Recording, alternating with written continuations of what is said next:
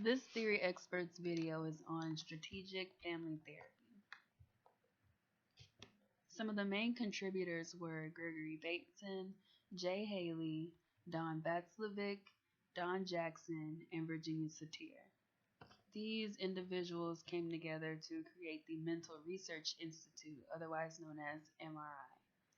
Virginia Satir did not stick with this group very long. She left a little while after their conception to create her own more humanistic approach to family therapy.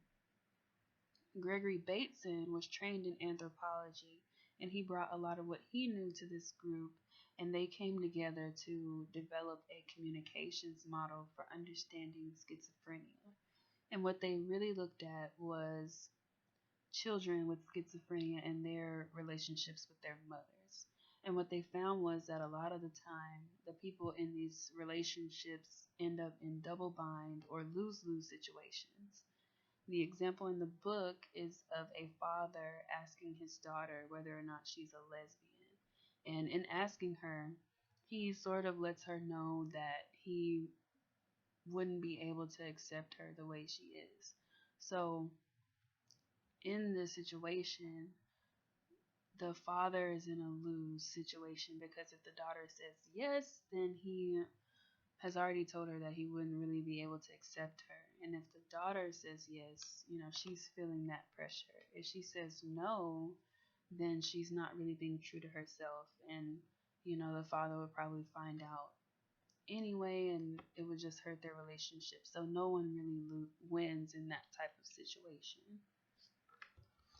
Jay Haley, who was involved in creating this type of family therapy, was also involved in developing structural therapy with Minikin. I hope I'm not butchering that name too much.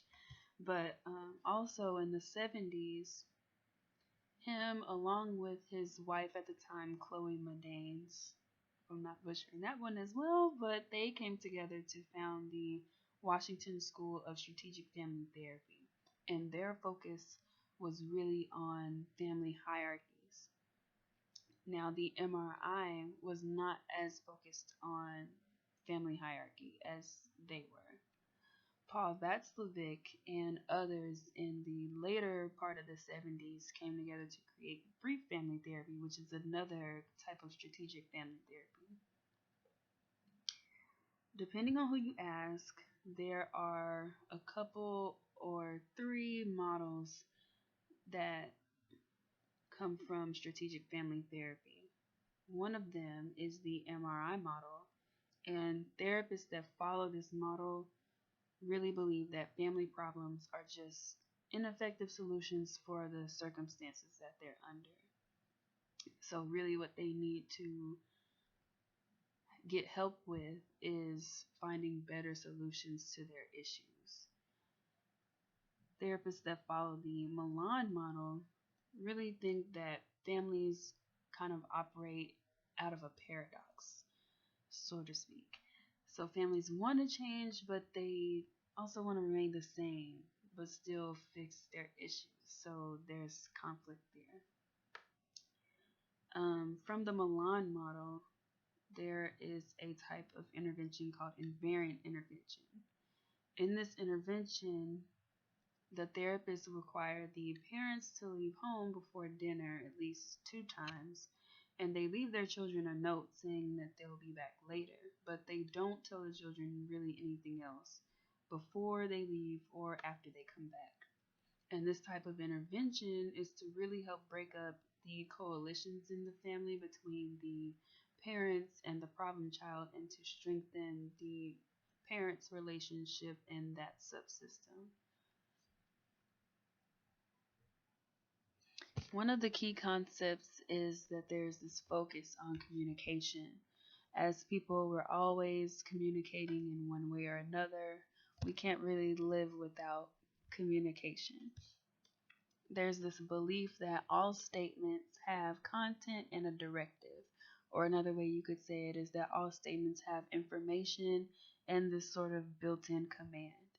An example of this would be a father telling his children that the trash is full. So yeah, there's this blatant information there that the father saying the trash is full, but there's also this kind of understood command that he's telling them, hey, you guys should take out the trash. Another key concept is that family behavior is the result of circular causality. And a way to kind of explain the circular causality is feedback loops. So there's positive and negative feedback loops. Positive feedback loops just mean that the family is experiencing some type of change or they're making some type of change. It doesn't really matter whether it's for better or for worse, it's just that change is occurring. Negative feedback loops just mean that the family is pretty rigid and they're not experiencing change at all or just very little change. Another key concept is that family problems aren't symptoms of systemic dysfunction like we see with multi-generational family therapy or structural therapy. There's really just this focus on the process of change instead of the content of the issues that the family is presenting. Because it's likely that the processes that the family is presenting currently are the same processes that they used to try to solve problems in the past. Finally, a last key concept is the double bind, which I explained on the previous slide. Alright, so techniques include joining, reframing, directives, and paradoxical directives or interventions. Haley was the main theorist here, and he kind of decided that strategic family therapy should be directive. The counselor should be an authoritative figure, and the counselor's goal should be to change the organization of a family and resolve the problems for them.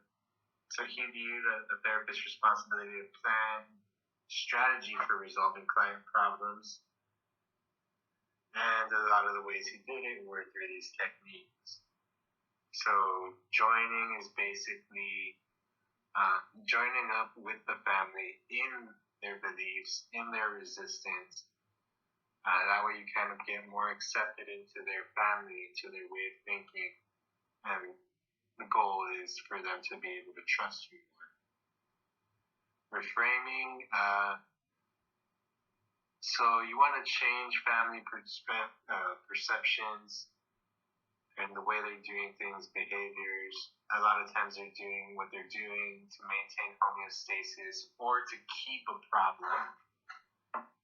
Instead, by reframing, you're reinterpreting the problem behavior, the context it's occurring in, and providing a family a new perspective that they can use to look at the problem, behavior, context, all that. And hopefully with that new perspective, change can follow. So directives can be used 3 different ways. A, to create experiments with new behaviors for the family, like, okay, try this, try that, basically is what it adds up to. B, undermine or reverse dysfunctional patterns, so a little bit of maybe confrontation, saying, okay, well, how has doing that helped you fix the problem? C, provide suggestions that address the needs of the case. That's more specific.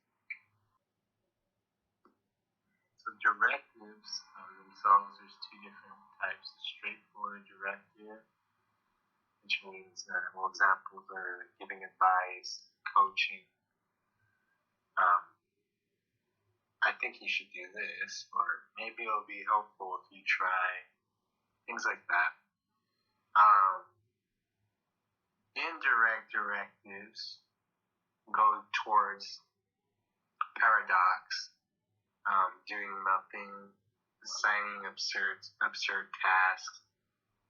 This is more covert. You're not telling them, I think you should try. You're just kind of putting them in a spot where they have to act. Hopefully for the better. Paradoxical interventions are what we're going to demonstrate. Basically, they're directives, but they use certain things like prescribing the symptom, restraining family change, amplifying family difficulties. So, unlike straightforward directives, you're talking about doing things that are going to either make the family act, that are going to make the family act one way or the other. And in a good paradoxical intervention, usually no matter whether they follow your advice or not, they will see positive change. So we're going to try to demonstrate that in a ragtag demonstration. Alright, so we're here demonstrating a technique for strategic family therapy. Two of them actually. The first one's prescribing the symptom. The second one is restraining family change. And we're here with Antoinette and JJ. A couple have been having problems at home. A lot of fighting basically due to him working a lot and her feeling. So we're going to explore that and demonstrate the techniques. So guys, how are you guys doing? What brings you here today? Well, like you said, we've been arguing a lot. He's been really grumpy these past few months because of him working more and he doesn't get to sleep as much either. So this is just us in the house, so kind of just taking out on me, I think. How does that feel? Well, I recently got a promotion and I had to take, more responsibilities, and I'm a little tired. And I come home and I'm not as vocal or, as social. I just kind of want to go home and get some rest, but I will be getting random calls to come into work at random times of the night, and, basically don't get any rest, and I'm just grumpy because I guess I'm very tired. Alright, well, what I think you guys should do, I think you should keep on working, and you should keep on coping, being alone a lot, and if you fight, you should just let it go, you should go with it, and we'll look at it next week, and we'll see how that homework assignment works for you guys. The last time we talked about problems and working a lot, being alone, and fighting that occurs when you are together. I told you guys you need to keep on working, and you need to keep on coping, and let the fights happen. How did that go for you guys during the week? It was horrible. He was even more grumpy because he worked even more. So it's like one day I made breakfast because I was trying to be nice, and I made eggs and I made bacon for him. And when he came home, because I looked it out for him, when he came home, he was all upset, like, why did you leave out all this food? And I'm just like, I made it for you. So then it turned into this whole little argument. And then he had to leave again, so we didn't get to talk as usual. How was it for you? It was horrible. I'm drained. I honestly I don't know how I'm still awake right now. I haven't gotten any rest. I'm really tired, and yeah, I'm been triggered easier, and I just wanted to, that with that story, I just wanted to come home and get some rest before the next call, and I didn't want to have to put the eggs and bacon in the fridge. I just want to go straight to my bed and pass out. And so yeah, that was an argument. You see, and then I just rather not fight, and I just ignore it, and yeah, I'll explode sometimes, but after that I just don't face the issue, and I just try to get some rest. before the next call. All right. Well, sounds to me like you guys need to keep on this path, keep working, keep coping, then what fights happen. I feel like maybe you guys aren't ready to handle changes together. Maybe that's a big thing that we should take slow. All right. So next week we'll catch up and we'll see how things are then. So in our last session, you were stressed out, kept working, and you kept coping. And I told you guys to keep it on the same route, keep it going like that. So what was that like for you all? Well, I decided to, go the opposite route. I went back to just my normal 40 calories, and I decided to take demotion, just keep my old job back. I'd also informed my boss that we'll only be taking day shifts from now on, and now I feel much better. I have time to have conversations and have dinner after work. We come out around the same time. We get home around the same time now, and I go to sleep. I have a normal time when normal people sleep. Wake up, have enough energy to have breakfast, and have a good day at work. So yeah, I feel much more relaxed, less tense. It's great. How was it for you? It was good. Yeah, I like you said, you can mind more. We actually got to make dinner together a couple nights this week, so that was really cool. Yeah, so that's good. Like how we used to do. Pretty. Well, I think you guys have learned from here that, or you should have learned that you guys are in control of the situation. I think going forward, maybe keep that in mind. Keep on working on this or any other issues that come up. So we'll close there and see everything that helps me out. Alright, so for discussion, we just want to ask you guys, though we're not in class, can you think of any limitations that you may encounter when using this theory? Basically, this theory is very Americanized, very developed by Americans, some Europeans, but they still kind of follow the American way.